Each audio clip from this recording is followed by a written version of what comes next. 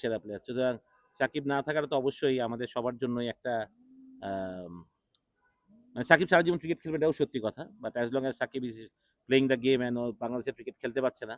এটা একটা ব্যর্থতাই আমাদের জন্য আমি মনে করি সত্যি কথা বলতে গেলে। কারণ আমরা সাকিব আমার কাছে সবসময় মনে হয় ডেফিনিটলি সাকিবের হয়তোবা পলিটিক্স করেছে end of this career. But সাকিবের সারা বাংলাদেশ সাকিবকে চিনে অ্যাজ এ ক্রিকেটার হিসেবে, বিশ্বসেরা ক্রিকেটার হিসেবে, ওর উত্থান ক্রিকেটার হিসেবে, ওর সবকিছু ক্রিকেটার হিসেবে। সুতরাং পলিটিক্স করেছে, কতটা অন্যায় করেছে এটা আমি বলতে পারব না।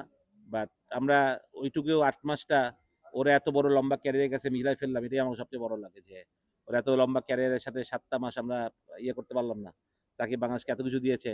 তো সেখানে যদি আমরা একটু বিচক্ষণতা বুদ্ধি দিতাম, আমার মনে হয় যে দেশের একটা প্লেয়ার ও দেশের সবচেয়ে বড় টুর্নামেন্টটা খেলতে পারবে না। ডেফিনিটলি প্লেয়াররাও অনেক হতাশ আমার মনে হয়। যদিও সবাই হয়তো মাইকের সামনে বলতেও পারে না এভাবে। বাট আমি মনে করি সব প্লেয়াররাই একটু frustrated. Shakib is very friendly with the players. সবাইকে সবসময় সাপোর্ট করে, হেল্প করে সবাইকে আমি মনে করি। তো